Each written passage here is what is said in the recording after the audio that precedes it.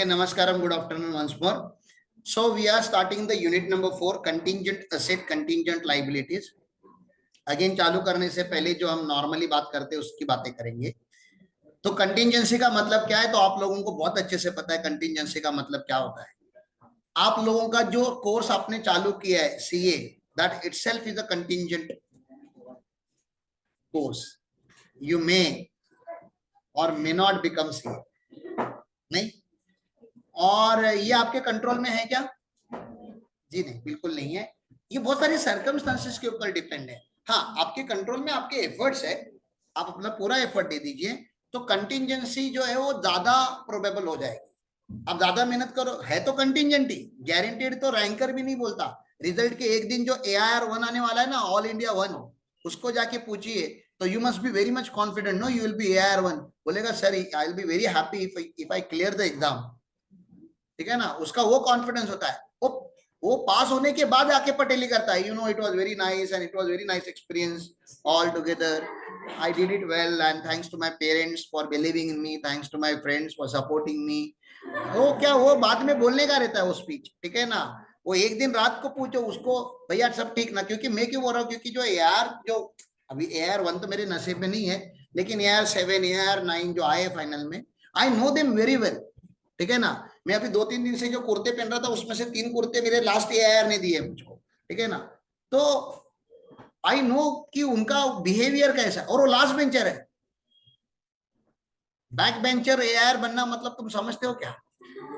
अपने आप में शॉकिंग होता है. वो जब AIR बना तो वो आया था, मेरे को बोलता है सर चलो पार्टी अपन अपन खिलाएगा आपको. मैं बोला तू चुप साले, मैं तेरे को खिलाएगा. तू पीछे से आगे आया है. तो अपनी बिरादरी का है, तो हमारे कम्युनिटी को आगे लेके जाएगा. आगे बढ़ो. तो वेरी नाइस पर्सन गौरव जिसका नाम है, शेटेज इंस्टीट्यूट में पढ़ता था वो कल्याण में. बहुत दूर से ट्रैवल करता था, करजत से ट्रैवल करता था, एवरीडे ट्रैवल, आर्टिकल शेप, बारिश धूप सब उसके लिए भी वही था. हरामखोर बच्चा एक नंबर का. गरीबी, दैट इज ऑल्सो देयर. ठीक है ना, that element is also important. तो ये सबको उसने डिफीट किया है. तो बहुत अच्छा लगता है हमको जब ऐसा कोई आगे आता है. तो पॉसिबिलिटी है, लेकिन मैंने क्या बताया, AIR छोड़ दो, ऑल इंडिया रैंक छोड़ दो, इस एग्जाम में पास होना इटसेल्फ इज कंटिंजेंट. ठीक है ना, लेकिन फिर भी करना तो पड़ता है ना. तो कंटिंजेंसी तुमसे अच्छा कोई ना सकता.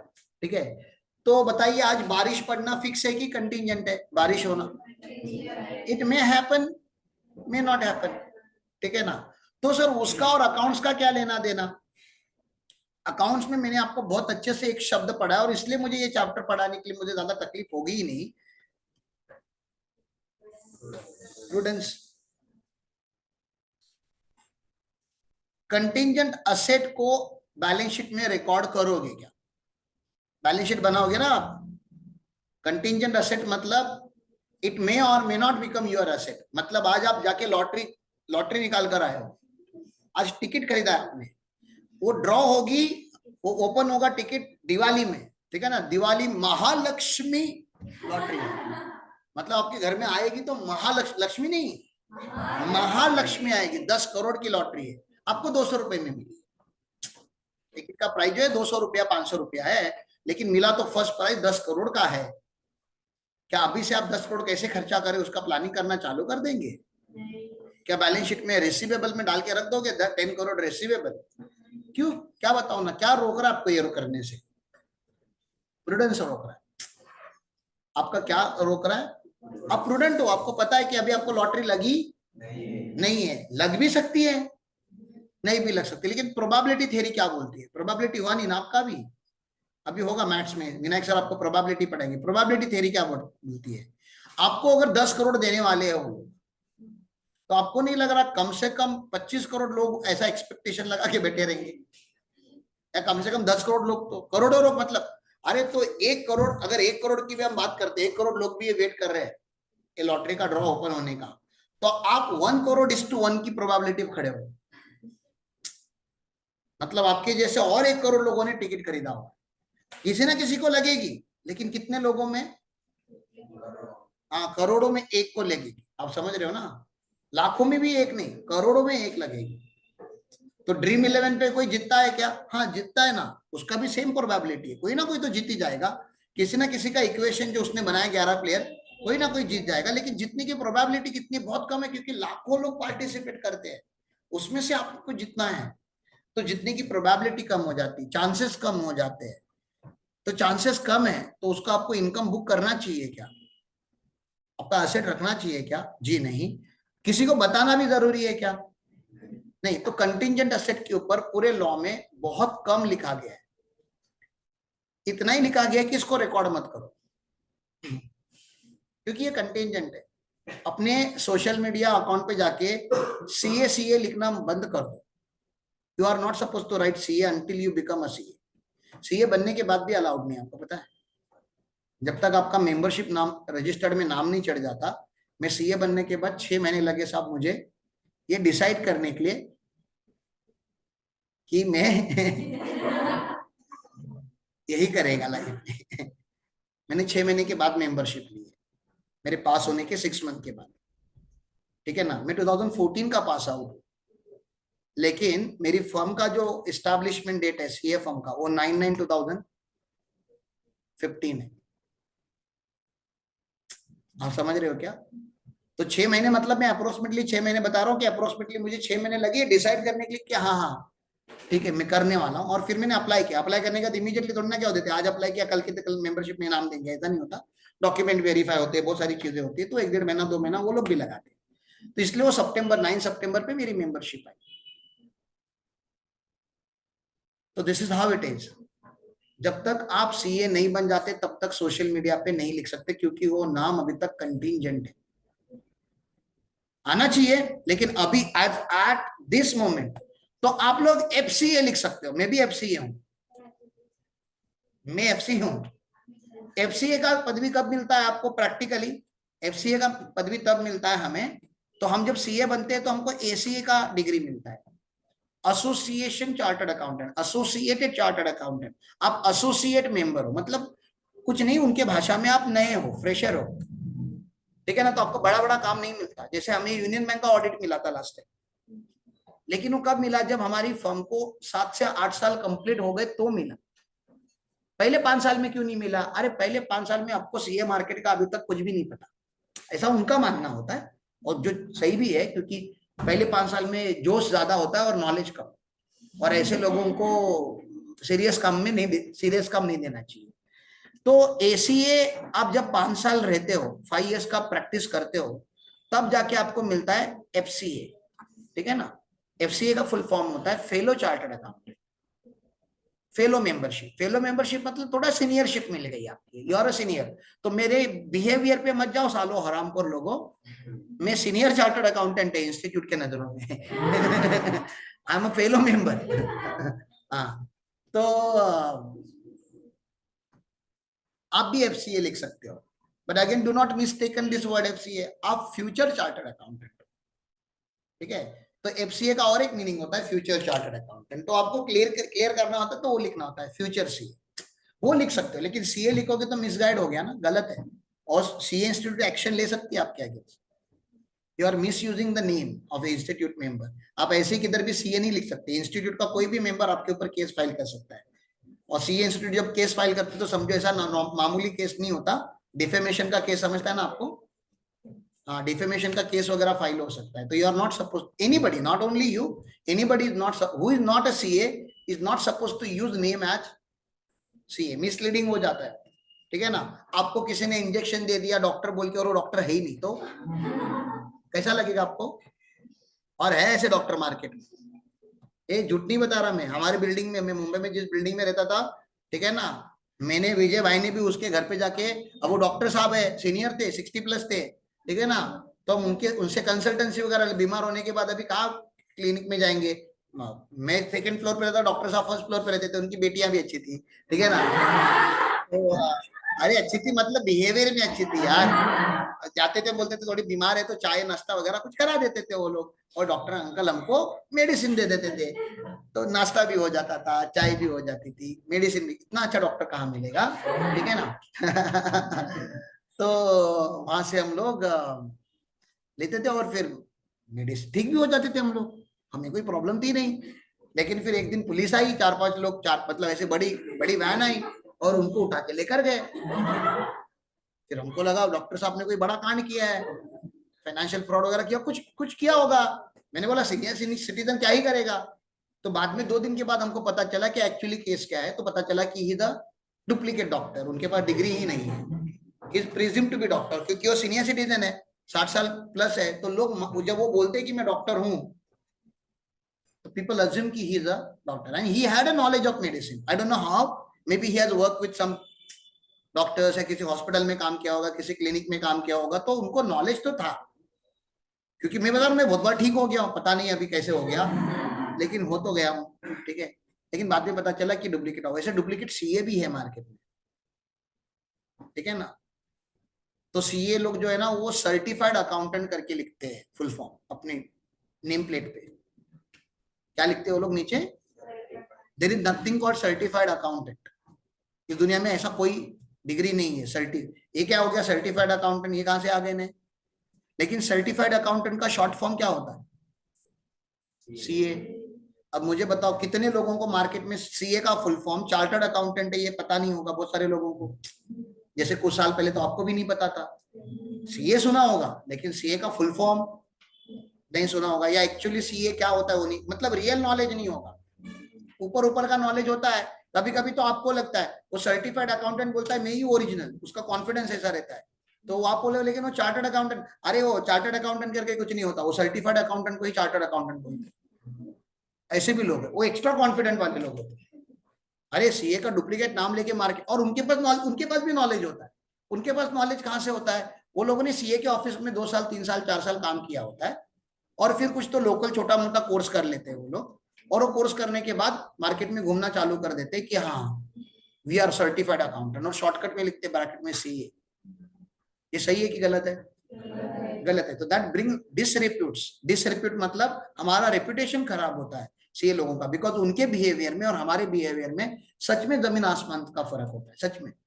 उनके पास नॉलेज होता है लेकिन कैलिबर नहीं होता, वो बोलते हैं ना सेमी नॉलेज होता है, आधा अधूरा नॉलेज होता है। और आपने हमेशा ये सुना होगा term, half knowledge is more dangerous than zero knowledge. मतलब जिसको नॉलेज नहीं हो कम से कम बोलेगा कि मेरे इस चीज का नॉलेज नहीं है, मैं करेगा नहीं। आपको आधा अधूरा पता है और आपको कर रहे हो, आप बता रहे मुझको बाइक चलाने आता है, कार चलाने दे दो, क्या है? वही तो है ना, क्लच दबाना है, गियर शिफ्ट करना है, एक्सेलेटर, वही तो है। हाँ वही है, लेकिन बाइक वाले को कार देना चाहिए क्या? नहीं ना, वो हाफ नॉलेज हो गया। वो टू टू व्हीलर है और ये 4 व्हीलर है, और 4 व्हीलर वाले को ट्रक चलाने नहीं देना चाहिए, और ट्रक चलाने वाले को एयरक्राफ्ट उड़ाने नहीं देना चाहिए। आप समझ रहे हो ना? तो ये सर्टिफाइड अकाउंटेंट को एयरक्राफ्ट देने जैसा हो जाता है अगर वो अपने आप को क्या डिक्लेयर कर रहा है, सीए। उसको अकाउंट्स का, इनकम टैक्स का थोड़ा बहुत नॉलेज होता है ना, नहीं बता रहा मैं, अच्छा काम भी करते हो लोग, लेकिन सीए को 20 सब्जेक्ट का नॉलेज होता है, 20 सब्जेक्ट्स। 20 वर्सेस 2 तो फर्क पड़ता ही है ना। सीए ने 5 साल पढ़ाई की होती है, खाली खाली लॉ पढ़े होते हैं, उसके बाद 5 से 6 साल मेहनत की होती है वहां पहुंचने के लिए प्रैक्टिकल इंडस्ट्री में। तो 8 से 10 साल आप मेहनत करने के बाद आपको एक्चुअली समझ में आता है कि होता क्या है, साला ये फाइनेंस मार्केट मूव कैसे होता है, अकाउंट्स क्या है, टैक्सेशन क्या है, जीएसटी क्या है, रियल समझ में आता है आपको। इसलिए उनके नॉलेज में और बाकी नॉलेज में डिफरेंशिएट क्रिएट होता है। तो आपको भी मैं क्या सलाह देना चाहता हूं यहाँ पे रिकॉर्डेड लाइन के थ्रू, कि सर्टिफाइड अकाउंटेंट मत बनिए, बनना ही है तो ओरिजिनल बनिए। ओरिजिनल क्या है? चार्टर्ड। और जब तक ओरिजिनल नहीं बनोगे तब तक अपने नाम के सामने सीए लगाना सही नहीं। हाँ किधर तो अपने नोटबुक वगैरह में लिख सकते हो, क्योंकि नोटबुक आप पब्लिश नहीं कर रहे ना, आप किसी को फंसा नहीं रहे हो, वो तो आपके खुद के एम के लिए आपने लिखा हुआ है, आपको आपकी इंस्पिरेशन के लिए लिखा हुआ है, दैट्स ओके। लेकिन सोशल मीडिया साइट पे जाके फेसबुक पे लिखना, ट्विटर पे लिखना, लिंक्डइन पे लिखना I am a chartered accountant, I am a CA, no no no, ऐसा पब्लिक नहीं करना है आपको। अपने पर्सनल के लिए आप रखें ना, वो तो कोई देखने नहीं आ रहा ना, ठीक है। चलो आगे। तो दैट इज कंटिंजेंट एसेट मतलब आपको लॉटरी लगेगी या नहीं लगेगी हमें नहीं पता, लेकिन आप इनकम नहीं बुक सकते। आपने कहीं केस फाइल किए, वो 5 स्टार होटल की बात की थी मैंने आपको। आप 5 स्टार होटल में कॉकरोच लेकर गए और आपने जूस में डाला या सूप में डाला और आपने ही क्या कर दी, केस फाइल कर दी। जीत भी सकते हो नहीं भी जीत सकते, लेकिन जीतने वाले हो करके आप क्या इनकम बुक कर दोगे, नहीं करोगे। डिविडेंड मिलता है पता है आपको, अगर आपका इक्विटी शेयर में अगर इन्वेस्टमेंट होगा तो क्या मिलता है आपको, डिविडेंड मिलना क्या होता है, कंफर्म होता है कि कंटिंजेंट होता है, कंटिंजेंट होता है, क्योंकि मिलने की कोई गारंटी नहीं हो, तो बोर्ड ऑफ डायरेक्टर डिसाइड करेगा। और एजीएम में अगर प्रपोज हुआ और वो प्रपोजल अगर एक्सेप्ट हुआ तो ही डिविडेंड मिलता है। और हर कंपनी डिविडेंड हर साल नहीं देती, प्राइवेट लिमिटेड कंपनी तो 10-10 15-15 साल डिविडेंड ही नहीं देती, तो आप कैसे डिविडेंड को रिकॉर्ड कर सकते हो। लेकिन वही अगर डिबेंचर होता तो डिबेंचर का इंटरेस्ट क्या होता है, फिक्स होता है, वो तो मिलेगा ही मिलेगा, कंपनी प्रॉफिट में होगी तो भी मिलेगा, कंपनी लॉस में होगी तो भी मिलेगा। तो अगर आपको 3 महीने से नहीं मिला है, 6 महीने से नहीं मिला है, तो इंटरेस्ट इनकम आप बुक कीजिए, because that is not contingent, that is bound to happen, you will get it for sure. थोड़ा लेट हो सकता है लेकिन you will get it for sure. Dividend क्या है, कंटिंजेंट है, आप नहीं उसको रिकॉर्ड कर सकते। तो मुझे जिसके ऊपर बात नहीं करनी थी उसके ऊपर भी मैंने इतनी बातें की कि कंटिंजेंट असेट को रिकॉर्ड कहीं नहीं किया जाता, ना बैलेंस शीट में ना नोट्स टू अकाउंट्स में। तो सिखाया क्यों जा रहा है, इसी के लिए कि रिकॉर्ड नहीं करना है। हाँ, ये धमाल वाली मूवी में ऐसा है ना, कोई धमाल या कोई तो मूवी है जिसमें बोलता है ना प्लेन क्रैश होने वाला रहता है, वो बोलता है अरे भाई वो पायलट बेहोश हो गया है, हम क्या करें अभी, ठीक है ना। तो वो बोलता है कि क्या ये इंजन चालू है, वो इंजन चालू है, बोलता है नहीं ये नहीं चालू है, वो नहीं चालू, ये बटन चालू नहीं है। फिर लास्टली बोलता है क्या आपको लाल बटन दिख रहा है, तो बोलता है हाँ दिख रहा है, ठीक है ना, वो दबा दे, हाँ दबा दिया, बस वही नहीं दबाना था, अभी मेन इंजन भी, अब मेन इंजन भी बंद हो चुका है, ठीक है ना। फिर बोलता है आप क्या करें, अब मेरे पीछे दोहराइए रघुपति राघव, ऐसा कुछ बोलता है ना कि ये प्रभु हमसे कोई अगर गलती हो गई होगी तो क्षमा, ठीक है ना। तो ये वही है कि आपको कंटिंजेंट ऐसे सिखाया इसलिए जा रहा है कि आप इसको रिकॉर्ड ना कीजिए, मतलब कुछ काम का तो है नहीं। अगर आपको ये पता ही नहीं होता तो आप वैसे भी रिकॉर्ड नहीं करने वाले थे। लेकिन गलती से ऐसा मन में ना आ जाए आपको कि लॉटरी खरीद रही, बैलेंस शीट बढ़ा के दिखाता हूँ, 8 करोड़ करके दिखाता हूँ और बाद में रिवर्सल कर दूंगा नहीं लगी करके, डिविडेंड मिलेगा करके बुक करता हूं और नहीं मिला करके बाद में रिवर्स कर दूंगा। हाँ, गाड़ी का एक्सीडेंट हो गया है, इंश्योरेंस क्लेम मिलेगा करके बुक कर देता हूँ, गारंटीड नहीं है इंश्योरेंस क्लेम। पता चला आपने खुद से गाड़ी ठोकी थी, इन्वेस्टिगेशन में प्रूव होना चाहिए कि इट वॉज एन एक्सीडेंट, तो आपकी गाड़ी का इन्वेस्टिगेशन होगा। आग लगी तो जरूरी नहीं कि लॉस बाय फायर मिलेगा ही मिलेगा, इन्वेस्टिगेशन होता है। पता चला आप ही ने आग लगाई थी तो आपका छोड़ो, इन्वेस्टिगेशन छोड़ो, भी आपके ऊपर केस होना चाहिए, ठीक है ना। तो कंटिंजेंट असेट हम कभी भी बुक में रिकॉर्ड नहीं करते, तो जो नहीं करते उसकी बात खत्म हो गई। अब बात करते कंटिंजेंट लाइबिलिटीज की, जिसको हमें रिकॉर्ड नहीं करना है लेकिन डिस्क्लोज करना है। मैंने क्या बोला, कंटिंजेंट लाइबिलिटीज को हम क्या नहीं करते, रिकॉर्ड नहीं करते, हम क्या करते हैं, डिस्क्लोज करते हैं। सर ये कंटिंजेंट आप बार बार बोल रहे हैं, ये भी तो कहीं लिखा होगा। हाँ ये लिखा है, ये कहां पे लिखा है पता है, AS 29 में लिखा है, यही तो लिखते हैं ना। तो AS 29 का नाम ही है provisions and contingent liabilities and contingent asset. Contingent liability क्या होता है, कंटिंजेंट लाइबिलिटी ये होता है कि आपको बिल्स ऑफ एक्सचेंज समझ में आता है, can I assume that bills of exchange आता है आपको करके। तो आप ड्रॉवर हो और कोई ड्रॉई है, ड्रॉई ने ड्रॉवर को क्या कर दिया है, बिल्स ऑफ एक्सचेंज दिया है। ड्रॉवर ने अपने ड्रॉवर में रखने की जगह पे ड्रॉवर ने क्या कर दिया, वो बिल इंडोर्स कर दिया, बैंक को या किसी थर्ड पार्टी को सेल कर दिया, तो ड्रॉवर को तो आज ही पैसा मिल गया। समझ में आ रहा है, बिल डिस्काउंटिंग बोलते हो ना आप, इंडोर्स कर दिया या डिस्काउंट कर दिया, जो भी आपको समझ में आता है। तो डिस्काउंट किया, इंडोर्स किया, मतलब थर्ड पार्टी को दे दिया उसने। अब वो बिल 3 महीने के बाद इनकैश होने वाला है, 3 महीने के बाद आपका एक्चुअल डेटर पैसे देगा कि नहीं देगा आपको भी नहीं पता, लेकिन आपने अब तक तो बेच दिया है बिल। अब इनको क्या कॉन्फिडेंस होता है, मेरे एंडोर्सी को या जो जिसको मैंने डिस्काउंट किया है बैंक को, उनको क्या कॉन्फिडेंस होता है कि अगर डेटर ने पैसे नहीं दिए तो कौन देगा। ऐसा हो सकता है ना, मैं ड्रॉवर हूं, मैंने बैंक को चेक, आईसीआईसीआई बैंक को मेरा बिल्स ऑफ एक्सचेंज बेच दिया है, क्योंकि मेरा डेटर है सामने, और मेरे डेटर ने अगर बैंक को पैसे नहीं दिए तो 3 महीने में बैंक किससे रिकवर करेगा, मेरे से रिकवर करेगा ना। लेकिन ये कब करेगा, 3 महीने के बाद। लेकिन 3 महीने के बाद भी कब, जब मेरा ड्रॉवर पे नहीं करेगा तो मैंने क्या बोला समझा आपको? मेरा ड्रॉवर अगर पे 99% तो ड्रॉवर पे ही कर ही देगा ना, तो मेरी अभी वो लाइबिलिटी नहीं है, लेकिन मेरी वो कंटिंजेंट लाइबिलिटी है। मैंने क्या बोला समझ रहे? देखो, मेरी अभी वो लाइबिलिटी नहीं है, लेकिन मेरे सर पे टंकी तलवार है, कभी भी गिर सकती है। मेरे ड्रॉवर ने अगर बाउंस कर दिया तो सेकेंड डे पे बैंक मेरे से रिकवर करेगी। तो ये लाइबिलिटी में नहीं लिख सकते आप बैलेंस शीट में, क्योंकि आपकी लाइबिलिटी नहीं। बैलेंस शीट में लिखा मतलब आपने रिकॉर्ड किया, रिकॉग्नाइज किया, उसको क्या बोलते हैं? रिकॉग्नाइज करना। मैं नहीं बता रहा हूं कि इसको रिकॉग्नाइज की जाए लाइबिलिटी, ना ना ना ना ना, लेकिन किधर तो लिख के तो रखी है, शेयर होल्डर को बता तो दिए कि पापा बैलेंस शीट के ऊपर एक टंकी तलवार है, हमने कुछ बिल्स को डिस्काउंट किया, अगर ड्रॉवर ने डिफॉल्ट किया तो हमारे से पैसा लिया जाएगा। तो it is a contingent liability, may और मे नॉट हैपन, ठीक है ना? मे और मे नॉट। अब आपका बॉयफ्रेंड है या आपकी गर्लफ्रेंड है, आपका ब्रेकअप हो सकता है, क्या बैलेंस शीट में लिखोगे आप कि मेरी एक कंटिंजेंट लाइबिलिटी है? मैं और हम इमोशनल्स की बात नहीं कर रहे हैं यहाँ पे, हम यहाँ पे इमोशंस की बात नहीं कर रहे। आपकी 4 एम्प्लॉई है, मे और may not leave the organization, हम उनकी भी बात नहीं कर रहे, ऑपरेशनल एफिशिएंसी की भी बात नहीं कर रहे, हम यहाँ पे प्योर फिनेंशियल ऑब्लिगेशंस की बात कर रहे हैं। क्या ये डिफॉल्ट होने से आपका कोई पैसा बाहर जाएगा आपकी कंपनी से? अगर आपके ड्रॉई ने अगर डिफॉल्ट किया तो क्या मॉनेटरी पैसा जाएगा बाहर? बोलो, जाएगा कि नहीं जाएगा आपके यहां से? आपने बिल इंडोर्स करके रखे थे, डिस्काउंट करके रखे थे, आपके ड्रॉई ने डिफॉल्ट कर दिया, पैसे जाएंगे कि नहीं जाएंगे आपके? मतलब इकोनॉमिक बेनिफिट को कॉम्प्रोमाइज करना पड़ेगा आपको, आपके रिसोर्सेज को कॉम्प्रोमाइज करना पड़ेगा। वो वाली लाइबिलिटी को हम क्या बोलते हैं? कंटिंजेंट लाइबिलिटी, जिसमें पैसा जा सकता है। मैं 5 स्टार होटल हूं और आप वो कस्टमर हो जिसने हमारे पर केस किया हुआ है, केस चालू है कोर्ट में, रिजल्ट आपके भी फेवर में आ सकता है, रिजल्ट मेरे फेवर में भी आ सकता है। मेरे फेवर में आएगा तो मैं बोलूंगा कंटिंजेंट असेट है मेरे लिए, लेकिन आपके फेवर में आएगा तो मैं क्या बोलूंगा? मेरे हारने के चांसेस कम है, लेकिन बाकी कोर्ट किसके फेवर में जजमेंट देगा गॉड नोज। तो मेरे लिए, मेरे बुक में उसको क्या, मैं हार गया, कोर्ट ने ऑर्डर दिया राम पाटिल पे 5 लाख रुपए, अब मैं बोलूंगा सर मेरे पास टाइम नहीं है, मेरे को पैसे नहीं, मेरे पास 4-5 महीना दो पे करने के लिए। कोर्ट ने बोला ओके पे इन 3 मंथ। अब इसको लाइबिलिटी बुक करना पड़ेगा, क्यों?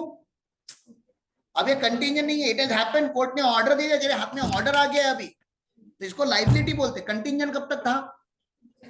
जब तक केस चालू था, ऑर्डर पास, लेकिन शेयर होल्डर को तो बताना पड़ेगा ना कि कंपनी के ऊपर केस हुआ है। कहां बताएंगे? तो नोट्स टू अकाउंट्स में बताएंगे। डिस्क्लोज करने बोला हमने, रिकॉग्नाइज नहीं। रिकॉग्नाइज अलग होता है, डिस्क्लोज अलग होता है। डिस्क्लोज करना मतलब बताना कि हार्ट में होल है, ये हो गया डिस्क्लोज करना, ठीक है ना?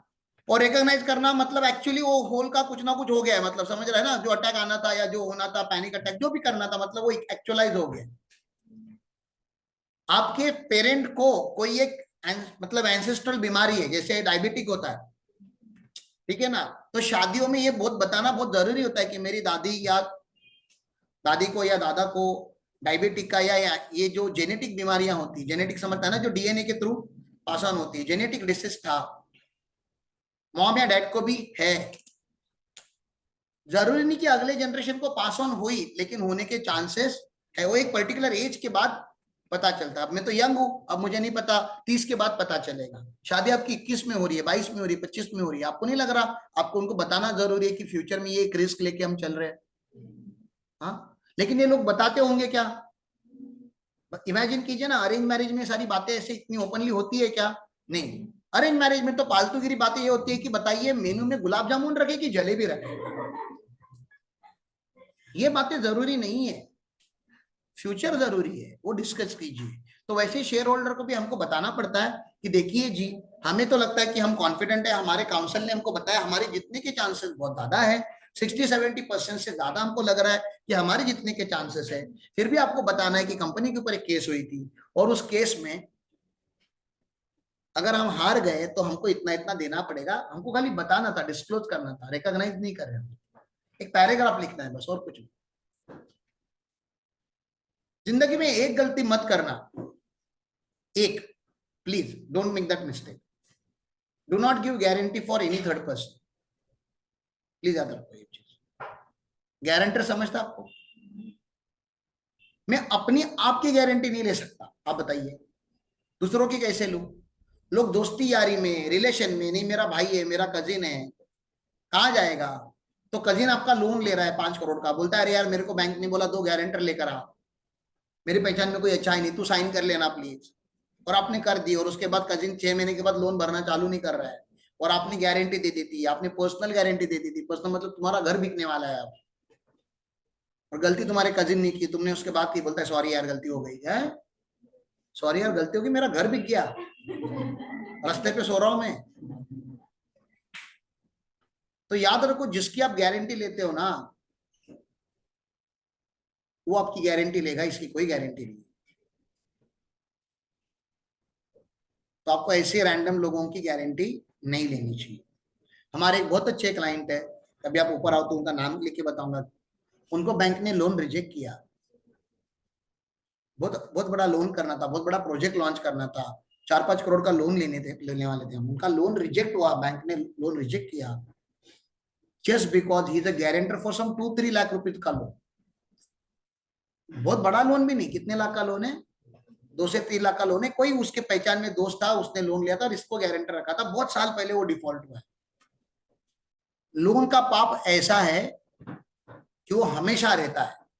सिबिल करके एक रिकॉर्ड होता है, सिबिल, ठीक है ना, क्रेडिट मॉनिटरिंग कहीं पे होती है, सिबिल रिकॉर्ड बोला जाता है, तो सिबिल रिकॉर्ड में हमेशा पाया जाता है कि आपने फिनेंशियल डिफॉल्ट क्या क्या किए थे, इसलिए आप किसी की भी गारंटी नहीं लोगे। चलो एक बोल तो मैंने दिया, लेकिन अभी व्यवहार में, बिजनेस में, रिलेशनशिप में कभी ना कभी तो करना ही पड़ता है। जैसे आपका साला है, चलो साले की तो आप लोग गारंटी नहीं लेने के लिए रेडी रहोगे, साली है और साली आके बोल रही है कि जीजू I want to do this business, could you please take my guarantee, तो आप क्या करोगे? मेरे जैसे निच्चड़ साले रहोगे, मतलब मेरे जैसे निच्चड़ जीजू अगर रहोगे तो मैं तो ना ही बोलूंगा, लेकिन फिर मेरे ना बोलने से साली तो नाराज हो ही जाएगी, उसका तो टेंशन नहीं है मुझको बिल्कुल भी।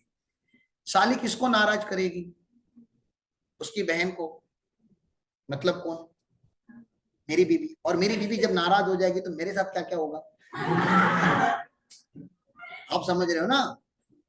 मेरे खीर में जहर भी आ सकता है, हु नोज, एक्सट्रीम लेवल पे तक जा सकती चीजें, कि एक काम करते गारंटी नहीं दे रहा है ना, इसको ही पहुंचा देते, फिर इंश्योरेंस जो पैसा आएगा वो तुझको दे दूंगी, टेंशन मत लो। Sister love is bigger than the husband love, अगर ऐसा होगा तो ऐसा हो सकता है। तो कभी कभी देनी पड़ती है गारंटी, आपकी चाहत नहीं हो फिर भी देनी पड़ती है। गवर्नमेंट बोलता है तू दे दे, उस तू अपने सर पे कफन बांध के घूम, तू आशिक है, तू, तेरा टेंशन नहीं है मुझको, शेयर होल्डर का है, तेरे बैलेंस शीट में लिखा होना चाहिए कि तूने किसकी किसकी गारंटी लेके रखी है। अब गारंटी लेके रखोगे तो ये जरूरी नहीं कि आप बैंक आपसे रिकवर करेगी, बैंक आप तक तभी आएगी जब ओरिजिनल बोरोवर क्या करेगा, डिफॉल्ट। तो तब तक आपके लिए वो लाइबिलिटी लाइबिलिटी है कि कंटिंजेंट लाइबिलिटी है? कंटिंजेंट लाइबिलिटी, मे और मे नॉट हैपन। आपको प्रेफरेंस शेयर समझ में आता है? You understand preference share? Preference share में एक टाइप होता है क्यूमुलेटिव और नॉन क्यूमुलेटिव, ये सुना है आपने? अच्छा, इक्विटी और प्रेफरेंस में फर्क क्या है कि जब डिविडेंड बटेगा या कंपनी कोई भी बेनिफिट जब देगी तो पहला प्रेफरेंस किसको देगी? वो नहीं कि आप किसी भी बड़े हॉल में शादी विधि में जाते हो तो पहला एक रो होता है जिसमें सोफे लगे होते हैं, उसके ऊपर प्रॉपर कवर वगैरह, उसके पीछे प्लास्टिक की चेयर लगी होती है, तो जो प्लास्टिक की चेयर लगी हुई है वो है इक्विटी वाली, और जो आगे बैठे हैं 2 रो में सोफे पे ऐसे फैल के, वो कौन? अब उनको प्रेफरेंस दिया जा रहा है, क्या दिया जा रहा है? हाँ आप बड़े लोग हो, महान लोग हो, जरा आप आगे बैठिए, आपका मान बड़ा मान है, आप प्लास्टिक पे मत बैठिए। तो जब डिविडेंड दिया जाता है तो पहला डिविडेंड किसको देने का? प्रेफरेंस को। अच्छा, प्रेफरेंस वाले ज्यादा डिविडेंड नहीं मांगते, उनका फिक्स होता है, 12% बोला तो 12%, 9% बोला तो 9%। इक्विटी का डिविडेंड का रेट ही फिक्स नहीं होता, वो 25% भी ले सकते, 40% भी ले सकते, उनका रेट फिक्स नहीं होता, वो रियल ओनर है। ये प्रेफरेंस वाले, इनको ज्यादा एक्सपेक्टेशन नहीं होता कम, लेकिन इनको फिक्स चाहिए रहता, बोलता मेरे को इतना चाहिए, दोगे तो इतना दो। अब कभी कभी कंपनी थोड़ी डिफिकल्ट टाइप में रहती है तो डिविडेंड डिक्लेयर नहीं करती, लेकिन प्रेफरेंस वालों को तो आपने प्रॉमिस क्या किया था कि हर साल आपको देंगे, हर साल आपको देंगे, लेकिन लास्ट 2 साल से आपने उनको डिविडेंड दिया ही नहीं। अब थर्ड ईयर है आपका, कौन सा ईयर है? थर्ड ईयर है। अब थर्ड ईयर में डिविडेंड देना है आपको, और आप बोलते मैं प्रेफरेंस को भी दूंगा और इक्विटी को भी दूंगा, दोनों को डिविडेंड दूंगा। तो प्रेफरेंस वाले क्या बोलते हैं थर्ड ईयर में, हमें खाली इसी साल का मिलेगा डिविडेंड, सवाल समझ रहे आपको? हमें खाली थर्ड ईयर का ही डिविडेंड मिलेगा कि थर्ड ईयर के साथ हमें ईयर 1 और ईयर 2 का भी मिलेगा? सवाल समझ रहे मैं क्या बता रहा हूं? मैं प्रेफरेंस हूं ना, मुझे हर साल आपको डिविडेंड देना था 12%। तो मेरा सवाल क्या आपसे, लास्ट 2 साल में मैंने दिया नहीं आपको dividend, company was in tough time, Covid चल रहा था, जो भी है, नहीं दिया डिविडेंड। थर्ड ईयर में डिविडेंड दे रहा हूं। सवाल ये है कि ओनली थर्ड ईयर का दूंगा कि 1 + 2 + 3 3 साल का दूंगा, ये सवाल है। तो इसका जवाब क्या होना चाहिए सर? नहीं नहीं, ऐसे नहीं, आपको पूछना है उसको, सर आपका प्रेफरेंस शेयर का टाइप क्या है, क्यूमुलेटिव है कि नॉन क्यूमुलेटिव है? मैंने बोला मेरे पास जो प्रेफरेंस शेयर है उसमें लिखा हुआ है नॉन क्यूमुलेटिव। नॉन क्यूमुलेटिव मतलब पिछला भूल जाने का, जो अभी है वो अभी का मिलेगा। और क्यूमुलेटिव लिखा तो इसका नाम ही देखना, क्यूमुलेट होते जाएगा, अक्यूमुलेट होते जाएगा, आते जाएगा, जमा होते जाएगा। तो क्यूमुलेटिव मतलब ईयर 1 का भी मिलेगा, ईयर 2 का भी मिलेगा और ईयर 3 का भी मिलेगा, लेकिन थर्ड ईयर में मिलेगा। और जब तक इनको तीनों साल का दी के नहीं खत्म होता तब तक इक्विटी वालों को कुछ नहीं मिलेगा। समझ में आ रहा है आपको मैं क्या बता रहा हूँ? ये क्वालिटी होती है क्यूमुलेटिव प्रेफरेंस शेयर्स की। तो अगर आपने क्यूमुलेटिव प्रेफरेंस शेयर इश्यू किए होंगे, मेरी बात समझो जरा, अगर आपने क्यूमुलेटिव प्रेफरेंस शेयर अगर आपने इश्यू किए होंगे तो बैलेंस शीट के बॉटम में इस साल ईयर 1 में और ईयर 2 में आपको कंटिंजेंट लायबिलिटी दिखानी पड़ेगी। क्योंकि जब भी आप डिविडेंड दोगे, जिस भी साल दोगे, आपको नहीं पता कौन से साल दोगे, जब भी आप दोगे तो आपको इनको इस साल का भी देना पड़ेगा और उसके अगले साल का भी देना पड़ेगा। जिस भी साल दोगे उस साल आपको क्यूमुलेट करके देना पड़ रहा है। देना गारंटीड नहीं है, कब दोगे उसकी भी गारंटी नहीं, लेकिन जब भी दोगे तो क्यूमुलेट करके देना पड़ेगा, ये गारंटीड है। मतलब ये लायबिलिटी आपकी क्या हुई है, इनकैश अभी एक्चुअलाइज नहीं हुई है आपके ऊपर, लेकिन हो सकती है। तो इसको ही क्या बोला जाता है, कंटिंजेंट लायबिलिटी। मैंने क्या क्या बोला समझा? आपको याद रख पाओगे इतना सब? देखता हूं। तो इसमें हमें कंटिंजेंट असेट पढ़ना है। देखो एकदम सिंपल है, इतना ही याद रखना है। ये जो पैरा इधर लगे ना, ये एरो में, ये चैप्टर बोले तो यही 2 लाइन और कुछ नहीं। बाकी सब एग्जाम्पल आप जितने पूछो उतने लेते जा सकते हैं हम लोग, लेकिन कहीं ना कहीं हमको रोकना पड़ेगा। एग्जाम्पल एग्जाम्पल कितना खेलेंगे? देखो कंटिंजेंट असेट, असेट का वर्डिंग देखो यहाँ पे क्या लिखा है, अ पॉसिबल असेट। गारंटीड बोला कि पॉसिबल बोला? पॉसिबल। जैसे आपने पेड़ लगाया है तो उसमें से फ्रूट आ भी सकता है, वो कंटिंजेंट असेट है। फ्रूट आएगा करके आप अपने बैलेंस शीट में दिखा मत दीजिए अभी से। बैलेंस आपने अगर बिजनेस चालू किया तो प्रॉफिट हो भी सकता है और नहीं भी हो सकता है, सक्सेस मिल भी सकता है, नहीं भी मिल सकता। आप फुटबॉल खेलने के लिए ग्राउंड पे गए, सामने गोली है, बॉल आपके पास है, आपने किक मारा, गोल हो भी सकता है, गोल नहीं भी हो सकता। इन सबको कंटिंजेंट असेट बोला जाता है। आपका बेनिफिट होने वाला है, बेनिफिट मिल भी सकता है और बेनिफिट नहीं भी मिल सकता। Possible asset arises from past event, event हो चुका है, ये जो होना था इवेंट, मतलब तुमने लॉटरी की, तुम इतना तो बोलो ही मत मैं लॉटरी की टिकट खरीदूंगा फिर मुझे 10 करोड़ मिलेगा। भाई कुछ कर, शुरू कर। लॉटरी का टिकट खरीद चुका है तो अब पॉसिबिलिटी है कि लॉटरी लग भी सकती है, और जब तक टिकट ही नहीं खरीदा है पॉसिबिलिटी कहां से आई रे? गारंटीड है, ठीक है ना? वो नहीं क्या मोटिवेशनल स्पीकर बोलते हैं, if you try then there is a possibility of, there is no guaranteed success, but there is a possibility of success because you have given an attempt. But if you fail to give attempt, then you have guaranteed result and that is failure ना। Hello, अगर आपने attempt ही नहीं है तो एक result तो fix ही है ना, क्या? फेलियर। वो तो मिलना ही है क्योंकि आपने अटेम्प्ट ही नहीं दिया। अटेम्प्ट दोगे तो पॉसिबिलिटी ऑफ सक्सेस है, एटलीस्ट पॉसिबिलिटी है, ठीक है ना? आपने रेस में उतरे ही नहीं तो गारंटीड फेल हो। रेस में उतरे तो पॉसिबिलिटी है कि कोई तो पहला आएगा, कोई तो दूसरा आएगा, कोई तो तीसरा आएगा, कोई तो लास्ट में आएगा, लेकिन एटलीस्ट रेस तो भागेगा वो। तो ये बात होती है वहां पे। इवेंट हो चुका है, ये बहुत इंपॉर्टेंट बात है, फ्यूचर इवेंट नहीं, इवेंट हो चुका है। अब उसकी लाइबिलिटी या असेट नहीं बना है, मतलब केस फाइल हो चुका है, आपने केस फाइल कर दिया। अब आप केस जीत भी सकते हो या नहीं भी जीत सकते। मैं केस फाइल करूंगा, अभी आपको कुछ भी रिकॉर्ड करने की जरूरत नहीं। अभी आप ख्याली फ्लो में हो, थॉट की एंट्री या डिस्क्लोजर नहीं होता। ठीक है ना, केस फाइल करनी पड़ेगी। अब पॉसिबिलिटी कि जीत भी सकते हो, केस हार भी सकते हो, ठीक है। And their existence will confirm only after occurrence or non-occurrence of one or more uncertain future event. Event fix है क्या? नहीं, event itself क्या है? Uncertain है, और event हो भी सकता है और event नहीं भी हो सकता। जैसे हमने सट्टा लगाया, चल लगा 1000 रुपए की, आज बारिश होगा। अब हम दोनों में एक जीत, देखो 50-50% चांसेस है। अब हम दोनों में एक जीतेगा और एक हारेगा। मतलब या तो आप मुझे 1000 रुपया दोगे या तो मैं आपको 1000 रुपया दूंगा। ये किसके ऊपर डिपेंड है? अकरेंस और नॉन अकरेंस, अकरेंस और ऑफ फ्यूचर अनसर्टन इवेंट। बारिश होना क्या है? एक फ्यूचर है। फ्यूचर की बात की है ना। चालू बारिश में मैं बोलूंगा आपको ये लगा 10-10 की बारिश होगा या नहीं हो, तो लगाएगा क्या?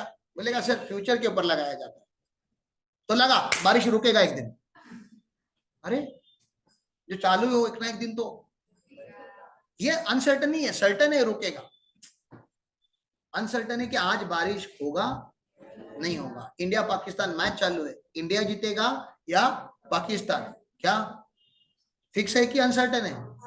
अरे नालायक लोग, पाकिस्तानी हो तुम लोग, सर्टन है इंडिया ही जीतेगा। कॉन्फिडेंस है। हाँ, ऐसे क्या कर रहे हो? हार गए तो बोलते हैं हाँ एक्सेप्शनली, वो देता है कभी कभी, बेटा खुश होना चाहिए। कभी कभी पापा हारते हैं, ठीक है ना, वो अलग है, ठीक है ना, लेकिन यहाँ सर्टन है।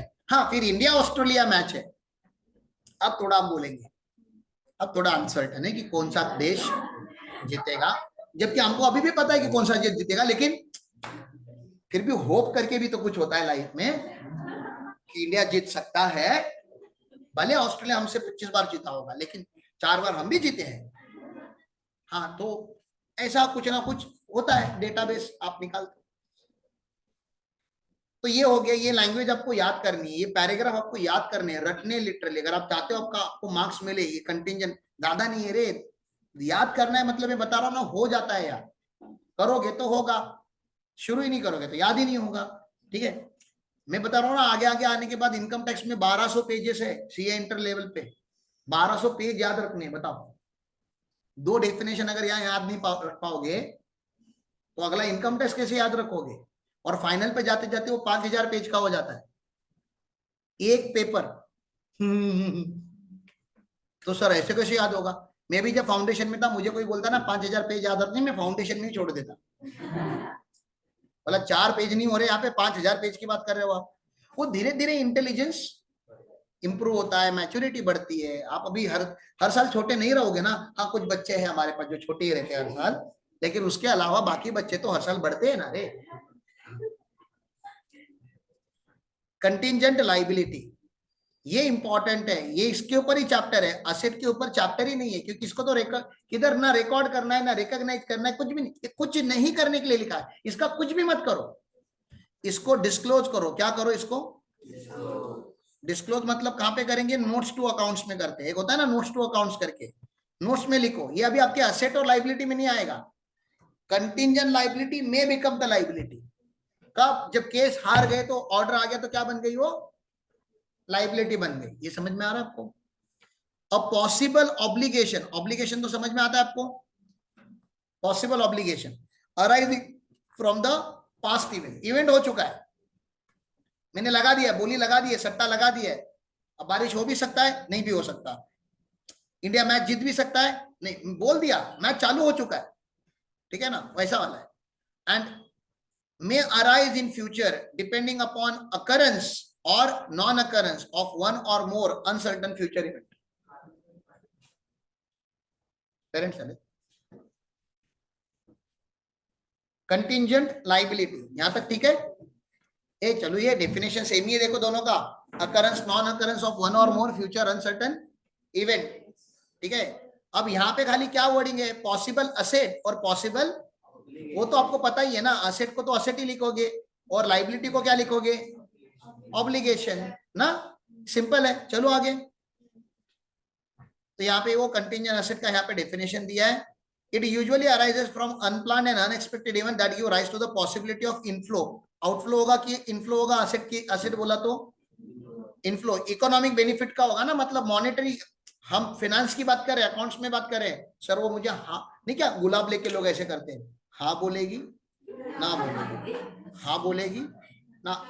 ये भी एक इवेंट ही है, तुमने प्रपोज कर दिया है, तुम ख्यालों में नहीं हो, प्रपोज कर दिया एंड शी हैज सेड कि okay wait for some time, I need to think over it, and now you are confuse, now your anxiety at top, हाँ बोलेगी ना बोलेगी, और लास्ट वाला लास्ट वाली पत्ती बच जाती है ना बोलेगी, बोलते तुम नहीं नहीं नहीं मेरी काउंटिंग में गलती होगी, नया बोलते ना बोलेगी ना।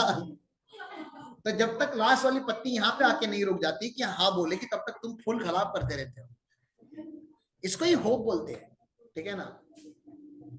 सो आपका इवेंट हो चुका है, इवेंट इज डन। अब हाँ बोलना आपके लिए लग रहा है कि असेट है, आप अपनी बैलेंस शीट में या किधर भी रिकॉर्ड करना नहीं, किधर नहीं रखना है, क्योंकि इसकी हम बात ही नहीं करेंगे, दिस इज इमोशनल ट्रांजैक्शन।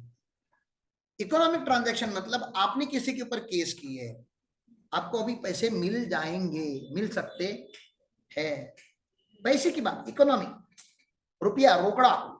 तो यहाँ पे इन्होंने बोला inflow of economic benefit to the business entity. For an example, claim that enterprise is pursuing through the legal process where the outcome is uncertain is a contingent asset. आपने pursue किया, आपने किसी के ऊपर केस किया है और उसमें से आपको पैसे मिल सकते हैं, you may win the case, ठीक है। As per the concept of prudence आ गया, प्रूडेंस आ गया, concept of prudence as well as present accounting standard, an enterprise should not recognize, किधर भी नहीं लिखोगे, should not recognize contingent asset. These assets are uncertain and may arise from claim which enterprise pursue through the legal proceeding. There is uncertainty in realization of the claim. It is possible that recognition of contingent asset may result in recognition of income that may never be realized. आप ऐसा income book करके बैठोगे जो आपको जिंदगी में कभी मिलने ही नहीं वाला है, okay. However, when the realization of asset income is virtually certain, आपको लगता है कि अभी सर्टन है, पैसा मिल ही जाएगा, then related asset no longer remain contingent asset. तो ये contingent if receivable हो गया, आपको लग ही रहा है, जज ने बोली दिया आज कि आपके फेवर में जजमेंट है, 2 दिन दो, मैं ऑर्डर पास कर देता हूँ, ऑर्डर पास नहीं हुई है, लेकिन जज ने वर्बली आपको बोल दिया I am going to give order in your favour, just for कुछ डॉक्यूमेंट्स वगैरह प्रोसीडिंग्स करनी पड़ती है, give me 1 weeks time, will pass the order, खत्म हो गया, यू विन द केस। तो that is your real asset now, it's no more contingent. जब असेट बन जाएगा तो अब रिसीवेबल की एंट्री मार दो, कोई टेंशन नहीं, ठीक है ना। A contingent asset need not to be disclose also. ऊपर क्या बोला था, रिकॉग्नाइज नहीं करने का, 2 शब्द याद रखो, रिकॉग्नाइज मतलब बैलेंस शीट में आ गया वो, डिस्क्लोज मतलब बैलेंस शीट के बॉटम में है, ठीक है ना, आप समझ रहे हो ना। बैलेंस शीट में आना मतलब वो प्रभु है जो खड़े रहते हैं, डिस्क्लोजर मतलब जो भक्त है जो उसके नीचे पैर के यहाँ पे रहते हैं, वो गणपति बापा है तो ये चूहा है, ये डिस्क्लोजर है, आप समझ रहे हो ना। तो डिस्क्लोजर में भी नहीं लिखना है, a contingent asset is usually disclose in the report. तो कहां लिखते हैं सर, बोर्ड रिपोर्ट में लिख सकते हो, बोर्ड रिपोर्ट रहता है ना, फिनेंशियल स्टेटमेंट नहीं होता, बोर्ड रिपोर्ट। आपको लग रहा है कि मुझे कंटीजेंट एसेट के बारे में मेरे शेयर होल्डर को कुछ बताना है, तो बोर्ड रिपोर्ट में लिखिए, यहाँ पे फिनेंशियल स्टेटमेंट में किधर भी जगह नहीं है आपको। अप्रूविंग द अथॉरिटी तो बोर्ड ऑफ डायरेक्टर्स का होता है। If inflow of economic benefit is probable, ऐसा लगता है कि आने वाला है, contingent assets are assessed continually and if it becomes the virtually certain that inflow of economic benefit will arrive, तो फिर उसको रिकॉग्नाइज करना ही पड़ेगा। चलो इसको ज्यादा पढ़ना नहीं है, फिर भी पढ़ लो असेट क्या होता है। मतलब मुझे इतने 2 पैरा में क्या बताना है, कंटीजेंट असेट को ना ही आपको रिकॉग्नाइज करना है, ना ही आपको डिस्क्लोज करना है। लिख के कहाँ लिख सकते हो, मैक्सिमम बोर्ड रिपोर्ट में लिख सकते हो, वो भी प्रोबेबल होगा, तो प्रोबेबल मतलब चांसेस है अभी पैसे आने के। तो लॉटरी का टिकट खरीद के आओगे, लिख दोगे वहां पे, the board of directors have purchased a lottery ticket, we are expecting 8 crore rupees inflow and after that all the matters will be, ये नहीं लिखना है, ठीक है ना। डिविडेंड लिखोगे, डिविडेंड आने ही वाला है करके, नहीं, क्यों, जब कंपनी एजीएम लेके डिक्लेयर करेगी तो रिकॉर्ड करना, अभी नहीं रिकॉर्ड करना। कंटीजेंट लायबिलिटी इंपॉर्टेंट मैटर, मैंने बताया it is a possible obligation है, एक होता है पॉसिबल ऑब्लिगेशन और एक होता है present obligation. Possible obligation contingent liability, present obligation liability है। अरे मेरे पास एम्प्लॉय है, उन्होंने मार्च में काम किया, अप्रैल में उनको सैलरी देनी है, तो मार्च के बैलेंस शीट में मैं आउटस्टैंडिंग लगाऊं कि कंटीजेंट बोलूं, employ may ask for salary और may not ask for salary, ऐसा होता है। अरे मेरी स्किन खींच लेंगे अगर पैसे नहीं दूंगा उनको, तो चमड़ी निकाल लेंगे मेरी वो लोग। एम्प्लॉय ऐसे ही होते हैं, आंदोलन करेंगे, पुलिस कंप्लेंट कर देंगे कि ऑर्गेनाइजेशन पैसे नहीं दे रहे। हाँ, पैसे तो होता है, आपने देखा होगा ना। हाँ, अभी इंक्रीमेंट नहीं मिला था बस कंडक्टर को वगैरह, तो उन्होंने क्या किया, आंदोलन किया। तो यार वो कंटीजेंट लाइबिलिटी नहीं है, ये रेंट नहीं दिया हमने 2 महीने से, ओनर अच्छे हमने हमने बोला कि सर थोड़ा पैसे का प्रॉब्लम चल रहा है, तो क्या रिकॉर्ड करूं, contingent liability, owner may ask rent may not ask. अरे he will definitely ask for the rent or he will throw you out of this property. That's not contingent anymore. It's a liability, it's a present obligation. तो liability और contingent liability में confuse नहीं होना है। Liability मतलब जो आपने सब कुछ देखा हुआ है, trade payable, outstanding liabilities, outstanding bills, loans जो आपने बैंक से लिए हुए हैं, ये सब कुछ क्या है, प्रेजेंट ऑब्लिगेशन है, ठीक है ना। तो पहले प्रेजेंट ऑब्लिगेशन पढ़ता हूं। Present obligation that arise from the past due but not recognised is it is because probable that outflow of resources embodying economic benefit will be required to settle the obligation and is reliable estimate of amount of obligation cannot be made। चलो ठीक है, ये क्या बता रहा है कि present, यहाँ पे प्रेजेंट ऑब्लिगेशन की एक बात ये क्या कर रहा है कि ये लाइबिलिटी तो है, जज ने बोल दिया कि आप केस हार चुके हो, you have lost the case, मतलब आपको पैसे तो देने पड़ेंगे। तो आपने पूछा जज साहब पे वो पैसे कितने देने, that we have not yet determine, we need to determine the damage value, कि डैमेज कितना है, उसके लिए इन्वेस्टिगेशन करना पड़ेगा, 6 महीने लग जाएंगे। तो 6 महीने के बाद हम आपको बताएंगे कि पैसे कितने देने। लेकिन एक बात तो पक्का है कि आप केस हार चुके हो, जीएसटी के अगेंस्ट आपकी केस हुई है, जीएसटी डिपार्टमेंट के साथ या इनकम टैक्स डिपार्टमेंट के साथ आपकी केस हुई है, और इनकम टैक्स जीत गया है, इनकम टैक्स को कंफर्म हो गया कि हम आपसे पैसे लेंगे, ठीक है ना, लेकिन विथ इंटरेस्ट विथ पेनाल्टी लेंगे कि ओनली टैक्स लेंगे, ये अभी तक कंफर्म नहीं हुआ है। उसके लिए आपने क्या बोलते हैं ना, प्ली बार्गेनिंग या माफी अर्ज किया है कि मुझे थोड़ा तो माफी दे दो, थोड़ी तो कंसेशन दे दो, मैं टैक्स भरने के लिए रेडी हूं, लेकिन मुझे पेनाल्टी मत दो, मुझको जेल में मत डालो। तो उसके ऊपर अभी सुनवाई होनी बाकी है, ठीक है ना। तो आप हार गए हो, आपको नहीं लग रहा अभी आपको बता देना चाहिए अपने शेयर होल्डर को, आपकी कंपनी के अगेंस्ट जीएसटी का केस हुआ था और आप केस हार चुके हो, खाली अभी तक अमाउंट डिटरमाइन नहीं हुआ, अमाउंट भी डिटरमाइन हो गया तो 3 करोड़ भरो, चलो कंफर्म हो गया, अब क्या बन गया, ये सर्टेन लाइबिलिटी हो गया, मेजरेबल हो गया। अब तो इसको आपको मेन रिपोर्ट में लिखना पड़ेगा, लेकिन कितना भरना है ये आपको नहीं पता अब तक, तो आप कहां पे लिखो, डिस्क्लोजर में लिख सकते हो। Contingent liability defined as possible obligation that arises from the past event and the existence of which confirmed by the occurrence and non-occurrence of one or more uncertain future। वही होगा, बार बार अभी यही लैंग्वेज आने वाली है, डेफिनेशन एक बार पढ़ लो।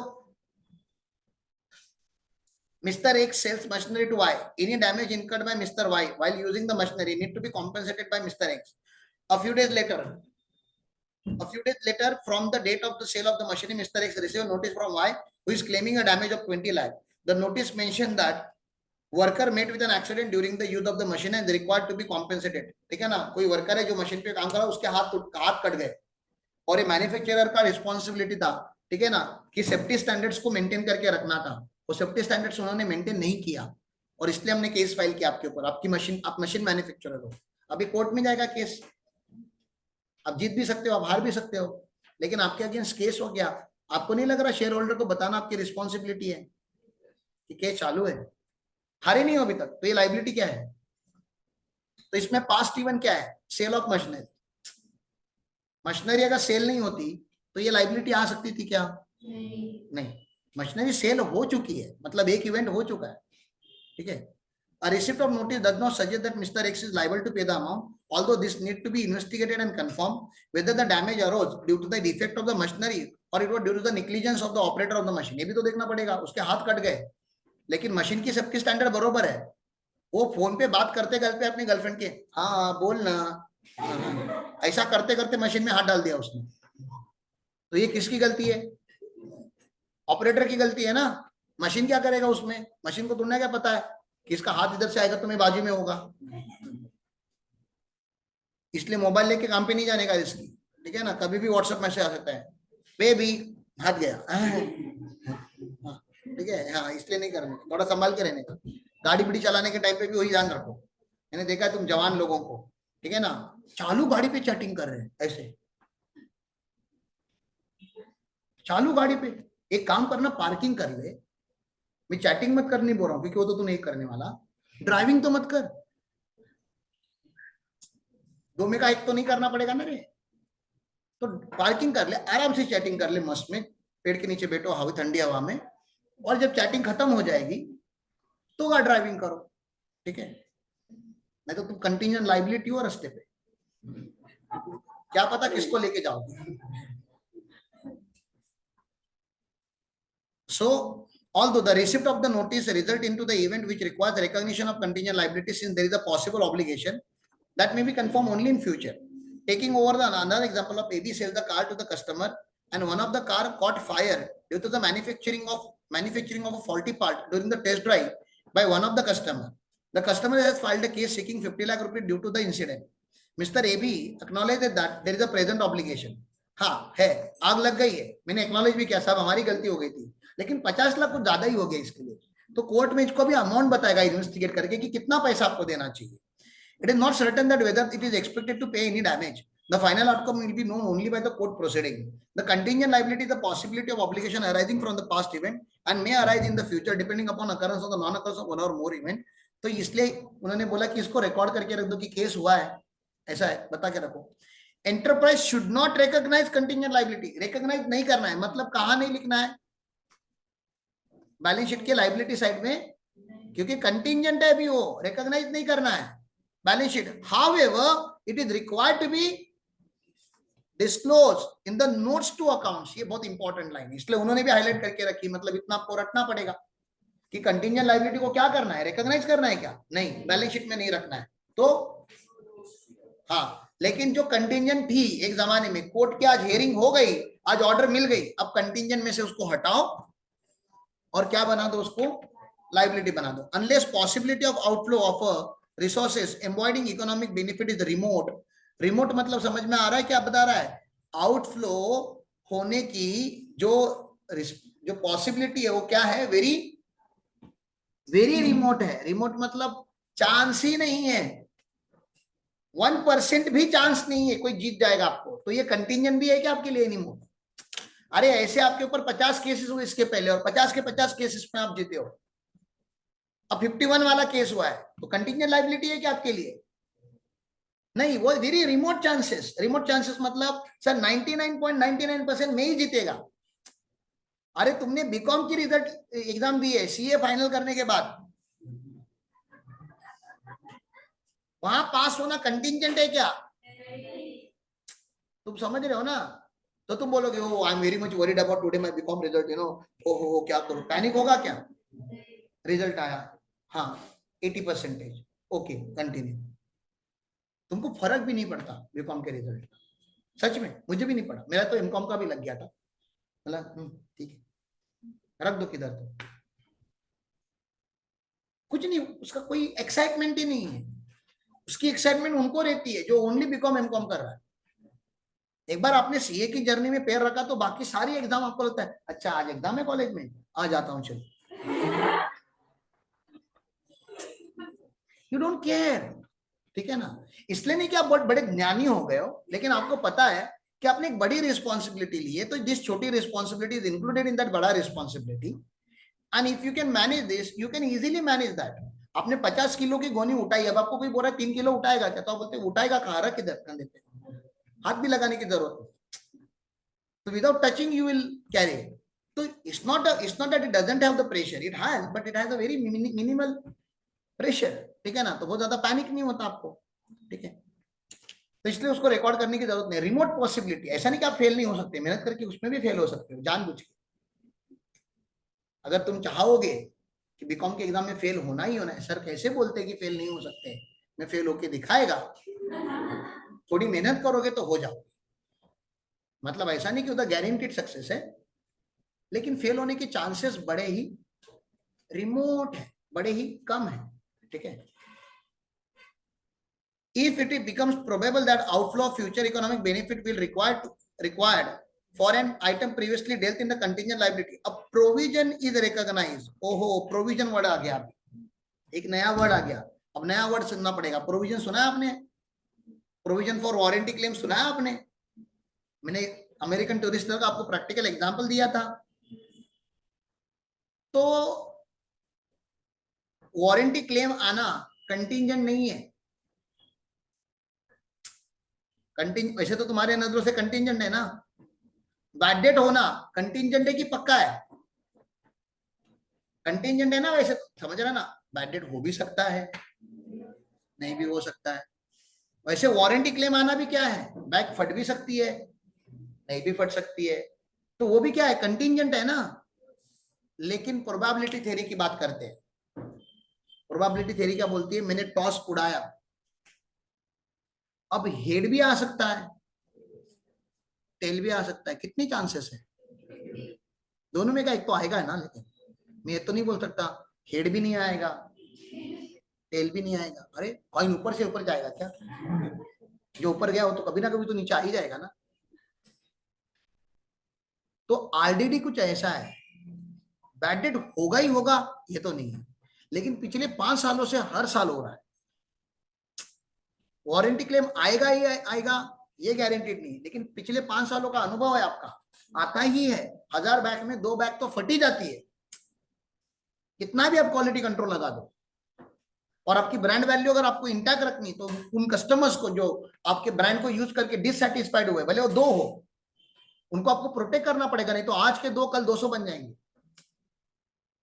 तो आपको उनको सेटिस्फाई रखने के लिए उनको नई बैग, नया मैन्युफैक्चरिंग या उसको रिपेयर करके देना ही पड़ेगा आपको। इसको क्या बोलते हैं, प्रोविजन। क्या बोलते हैं प्रोविजन, मतलब क्यों सर ये कंटिंजेंट नहीं है, होता है, लेकिन कितना होगा ये गारंटीड नहीं है। तो एक साइंटिफिक बेस्ड डेटा तो है आपके पास, स्टैटिस्टिक्स तो है, पिछले 5 सालों में इतना सेल हुआ, ऑन एन एवरेज आपका 2% का बैड डेट होता है। ओके, तो 2% की प्रोविजन क्रिएट करके रखो। नहीं हुआ तो, अरे नहीं हुआ तो कोई प्रॉब्लम नहीं ना, प्रोविजन था वो। हुआ तो क्या करेगा, आप पैसे बचा के रखो, क्या पता कभी इमरजेंसी में काम आए। इमरजेंसी नहीं आई तो, अरे नहीं आई तो अच्छा है ना, नहीं आएगी, आएगी नहीं इमरजेंसी, ये सोच के पूरा पैसा खा जाना सही है क्या, नहीं। इसलिए हर ऑर्गेनाइजेशन के पास एक कंटिंजेंट रिजर्व होता है, एक इमरजेंसी रिजर्व होता है कि कभी अगर ऐसा इमरजेंसी टाइम आए तो हम लोग ये पैसा यूज करेंगे।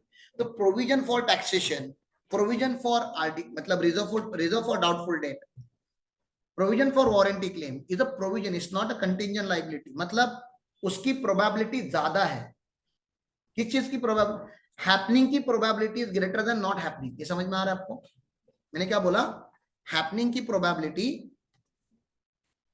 वो इवेंट मतलब बैड डेट होने की probability is greater than not happening. इसको इंग्लिश में बोला जाता है probable than not, more probable than not. इसका मतलब क्या होता है कि ये होने की प्रोबेबिलिटी ज्यादा है।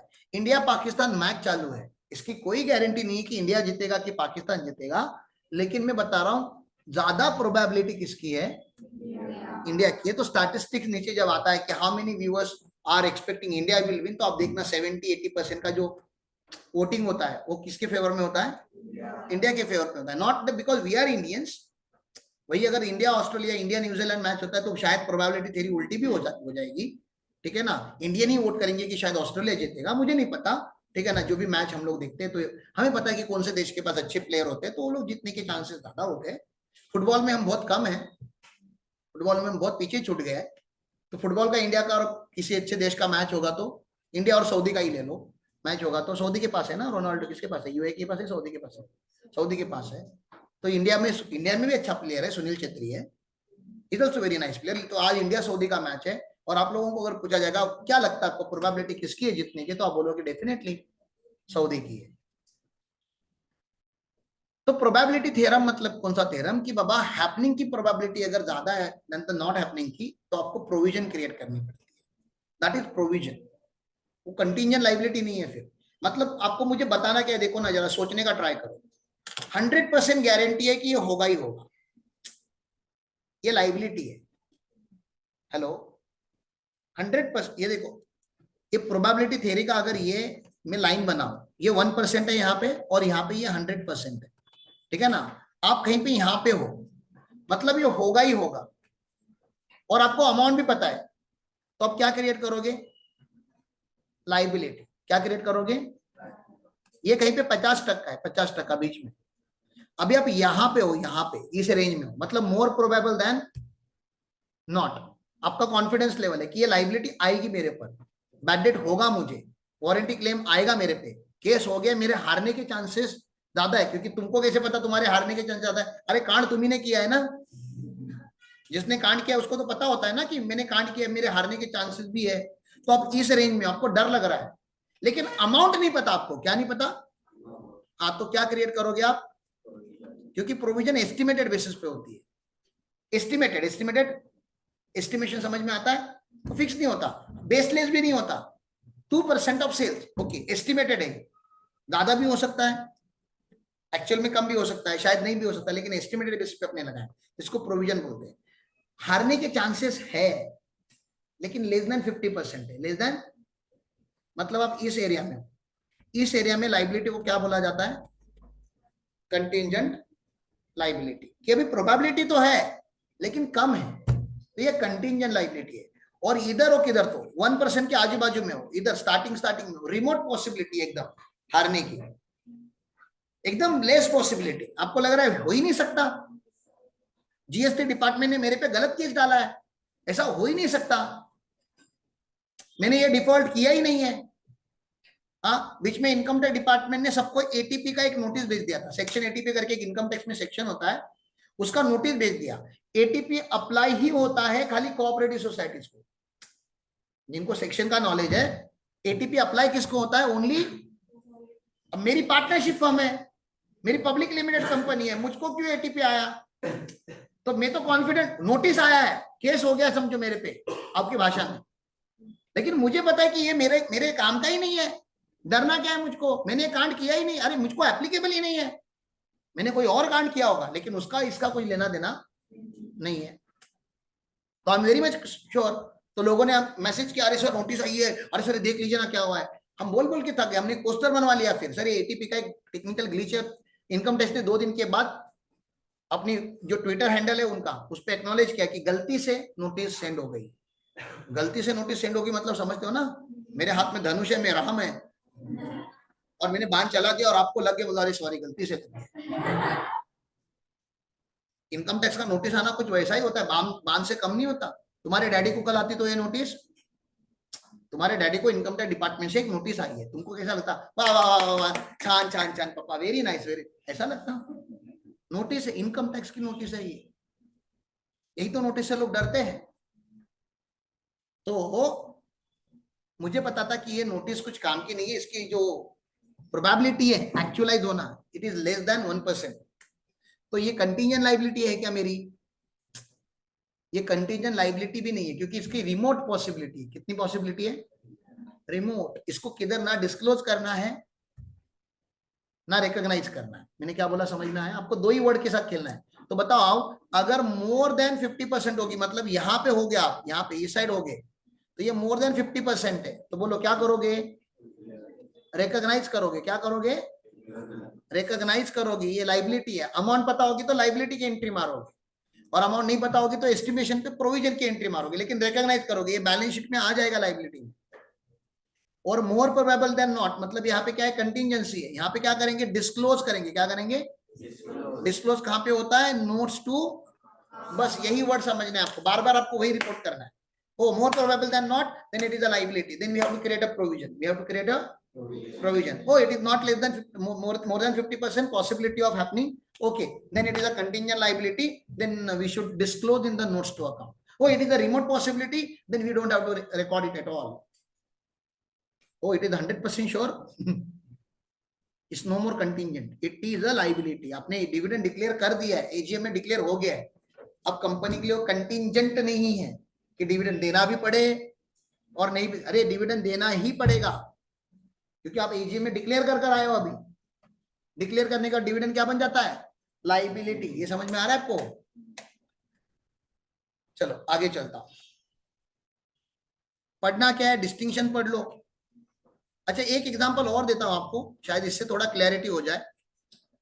लिखने के लिए जगह नहीं मिलती मेरे को, इधर है, देखो। आप इसका मुझे आंसर मैं आपसे एक्सपेक्ट कर रहा हूं। ये इलेक्ट्रिसिटी बिल है, इलेक्ट्रिसिटी, टेलीफोन, मोबाइल बिल है हमारा, ठीक है ना? ये बिल ना 18 तारीख को आता है, 18 मार्च को बिल आ गया, 18 मार्च को बिल आ गया। और बिल में 30,000 रुपया मुझको देना है, 30,000 रुपये देना है। 18 मार्च को बिल आ गया, जनरेट हो गया, लेकिन उन्होंने बोला भरना अभी नहीं है, आपका ड्यू डेट जो है ना वो 5 अप्रैल है। ड्यू डेट क्या है मेरा? 5 अप्रैल पे मुझको भरना है, तो मैं 5 अप्रैल पे भरूंगा ना, एडवांस में क्यों भरूं? या 4 अप्रैल पे भरूंगा, 2 अप्रैल पे भरूंगा। तो ये लाइबिलिटी है, कंटिंजेंट लाइबिलिटी में इसकी प्रोविजन क्रिएट करूंगा, क्या करूंगा? 3 में का एक आंसर, क्यों लाइबिलिटी है ये? पास्ट इवेंट है, हो गया है, कंफर्म है, अमाउंट भी आपको पता है 30,000 मैंने लिख के दिखा है। तो आप इसको आउटस्टैंडिंग एक्सपेंस करके बैलेंस शीट में रिकॉर्ड करोगे ना, इलेक्ट्रिसिटी बिल आउटस्टैंडिंग या पेएबल, इलेक्ट्रिसिटी बिल पेएबल, और अमाउंट कितना? 30,000, इसी पीरियड में रिकॉर्ड करोगे। यहां तक ठीक है? पक्का? क्योंकि ये कंटिंजेंट नहीं है कि होगा नहीं होगा, होगा, पे करना ही पड़ेगा।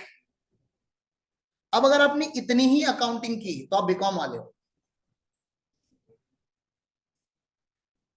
अगर आप सीए स्टूडेंट हो तो आप और थोड़ा सोचोगे। ये 18 तारीख का बिल है, इसका ये मतलब है कि अभी तक एक चीज रिकॉर्ड नहीं हुई है। बैलेंस शीट तो कब बनती है? 31 मार्च पे। 18 तारीख का बिल तो आपने रिकॉर्ड कर दिया, 18 मार्च तक का तो बिल रिकॉर्ड कर दिया। इसका क्या ऐसा मतलब है 18 तारीख के बाद आपने 31 मार्च तक इलेक्ट्रिसिटी बंद करके रखी होगी? मीटर तो चालू ही रहेगा, फैक्ट्री चालू रहेगी, दुकान चालू रहेगा। मतलब इस पीरियड में भी इलेक्ट्रिसिटी यूज हुई रहेगी, यूनिट्स यूज हुए रहेंगे। मैचिंग कॉन्सेप्ट मैंने आपको पढ़ा के रखा है कि इस पीरियड का एक्सपेंस इसी पीरियड में बुक होना चाहिए। लेकिन कितना बिल आएगा ये आपको 18 अप्रैल पे पता चलेगा। ये समझ में आ रहा है आपको? क्योंकि बिल कब आ रहा है आपको? 18 तारीख को आता है। तो अगले 18 तारीख को पता चलेगा कि इस 12 दिनों में 13 दिनों में अपनी इलेक्ट्रिसिटी कितनी यूज की थी, या पूरे महीने में कितनी यूज की थी। अभी आप बैलेंस शीट बना रहे हो 31 मार्च की, बताइए ये वाला एक्सपेंसेस रिकॉर्ड होना चाहिए या नहीं होना चाहिए इस पीरियड का? समझ में आ रहा है मैंने कौन से पीरियड की बात की? 18 तारीख तक आपने कर ही दिया, मैं अभी नया बता रहा हूं। 19 मार्च से लेके या 18 मार्च ऑनवर्ड आप समझिए 31 मार्च तक इलेक्ट्रिसिटी जो यूज हुई है उसका भी रिकॉर्ड करना जरूरी है कि नहीं? जरूरी है ना? क्या करोगे? कंटिजेंसी है, मे और मे नॉट कम। 18 तारीख को बिल आ भी सकता है, नहीं भी आ सकता है। आने के चांसेस ज्यादा है कि नहीं आने के चांसेस ज्यादा है? अरे सर चांसेस की क्या बात कर रहे हो? एमएसए भी है, वो आएगा ही आएगा। उसके बाद 2 महीना नहीं भरा तो वो कटर लेकर आएंगे, वायर का कनेक्शन ही काट के जाएंगे, फिर कैंडल लाइट डिनर करना पड़ेगा रोज। How romantic it is.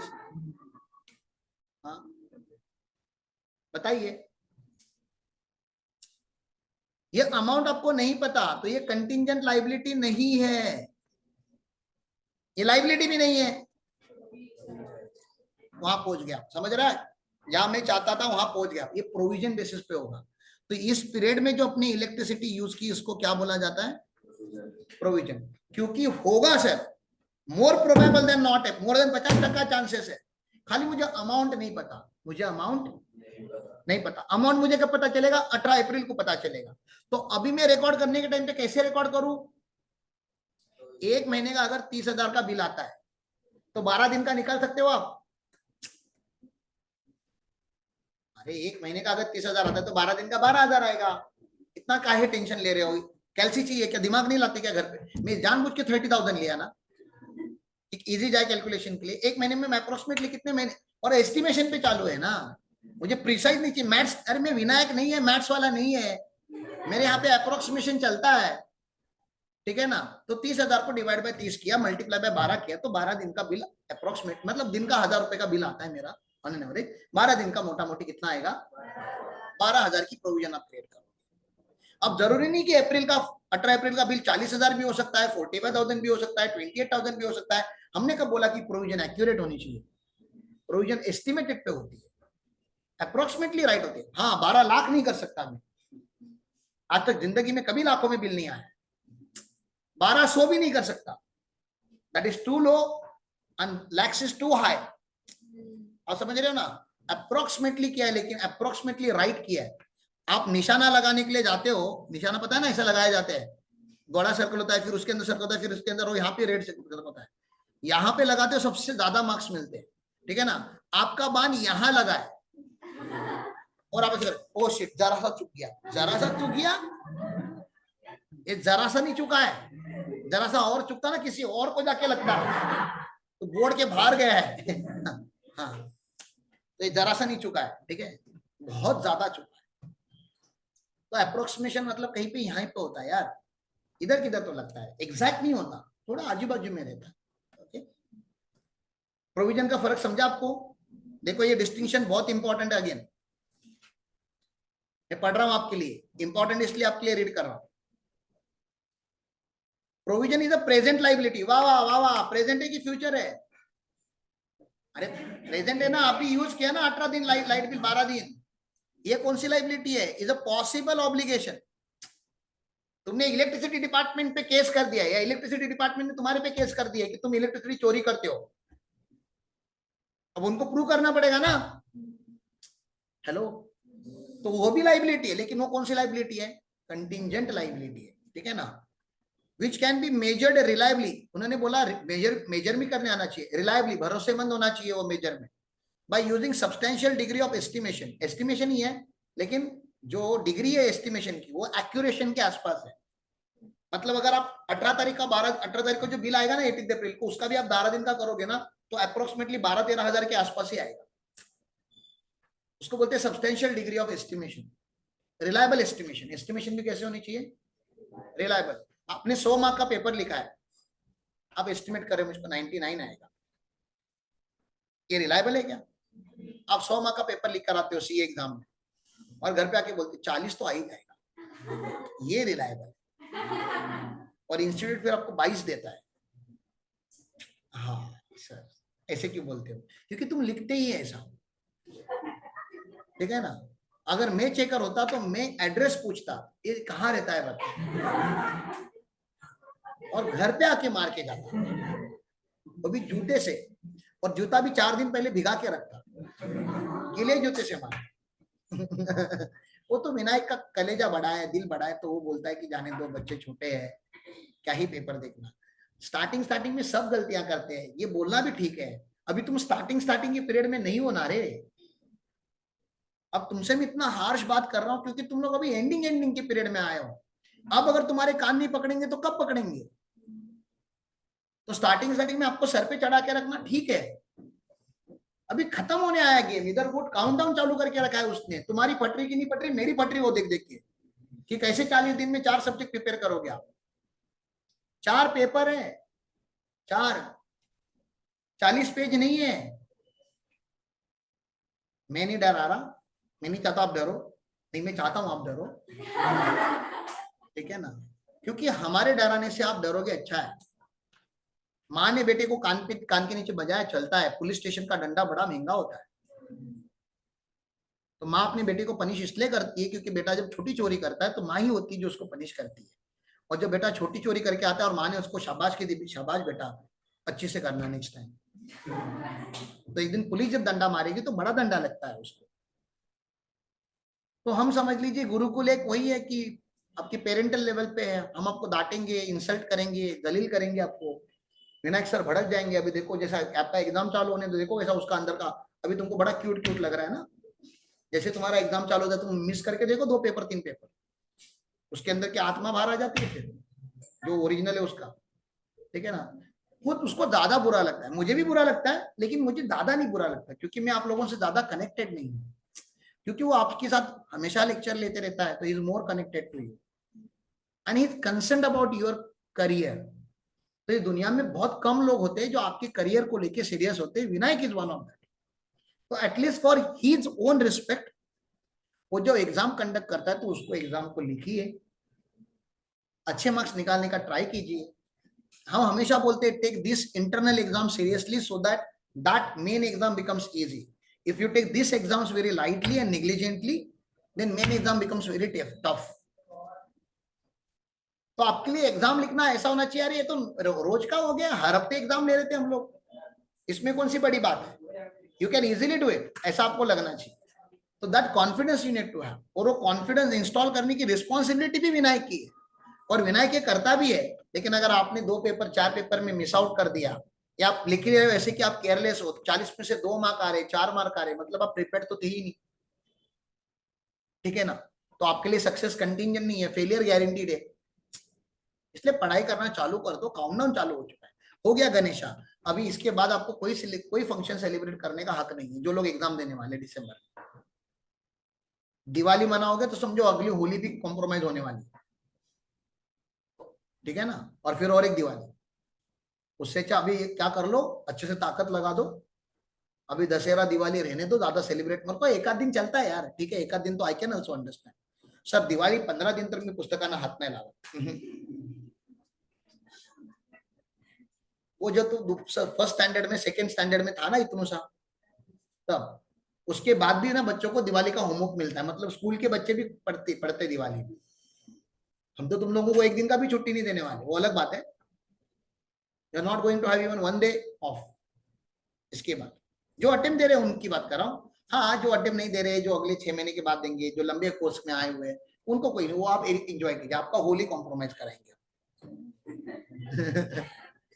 हाँ, अब मतलब किसी ना किसी को कुछ ना कुछ कॉम्प्रोमाइज करना ही पड़ता है, ठीक है। चलो आगे चलते हैं। Provision is the present liability of uncertain amount which can be measured reliably by using the substantial degree of estimation. Contingent liability is the possible obligation that may or may not crystallize depending upon occurrence or non-occurrence of one or more future uncertain event. Provision meets the recognition criteria. Recognize करना है, मतलब वो उसकी इज्जत है balance sheet में, इसलिए आप प्रोविजन को आप बैलेंस शीट में लिखते हो, ठीक है ना। Contingent liability fails to meet recognition criteria, recognition criteria fail होता है, इसलिए इसको नोट्स टू अकाउंट्स में लिखा जाता है।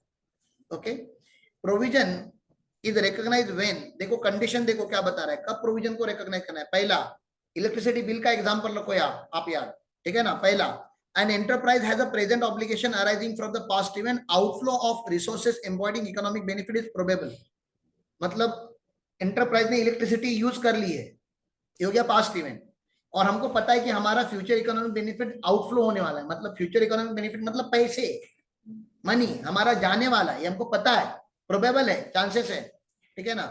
And reliable amount of estimate can be made, और हमको पता है कि कितना जाने वाला है वो भी पता है, तो आपको क्या क्रिएट करना चाहिए, प्रोविजन। मतलब पास्ट इवेंट हो चुका है, ये पता है कि पैसे जाने वाले हैं, और तीसरा कितने जाने वाले ये पता है, तो आपको क्या क्रिएट करना चाहिए, provision. Contingent liability includes present obligation that do not meet the recognition criteria because either it is not probable that settlement of those obligation will require outflow of economic benefit or the amount cannot be reliably estimated. एक तीन में का एक तो यहाँ पे भी हुआ है कंटिंजेंट लाइबिलिटी में, यहाँ पे तीन कंडीशन क्या कहते हैं, पास्ट इवेंट, ये पक्का है कि पैसे जाएंगे, और ये भी पता है कि आप कितने जाएंगे।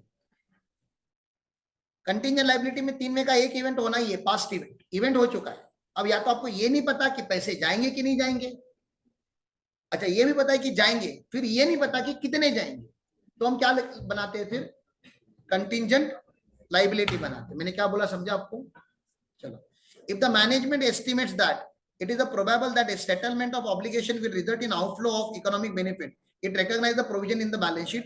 If management estimates that it is less likely मतलब समझ रहे हो ना, more likely मतलब more than 50%, less likely मतलब less than 50%, less likely that any economic benefit will outflow the firm to settle the obligation, it discloses the obligation in the contingent liability note. तो यहाँ पे क्या हो रहा है, recognise हो रहा है, और यहाँ पे क्या हो रहा है, डिस्क्लोज हो रहा है, तो ये डिस्टिंग्विश हो गया। आप देख लीजिए यहाँ पे उन्होंने एक एग्जांपल दिया सेंट्रल एक्साइज ऑफिसर का, अब उसको आप जीएसटी ऑफिसर करके पढ़िए कि जीएसटी ऑफिसर ने आपके ऊपर केस की है, ठीक है ना। अब पॉसिबल है कि आप केस हार भी जाओ, केस जीत भी सकते हो, तो जब तक केस चालू है तब तक आपको कहाँ पे लिखना पड़ेगा, कंटिंजेंट लाइबिलिटी में। एक बार केस हार गए तो क्या कहाँ पे लिखना पड़ेगा, लाइबिलिटी में। समरी करके फटाफट खत्म करूं कि कल करूं, मर गए आज, ठीक है।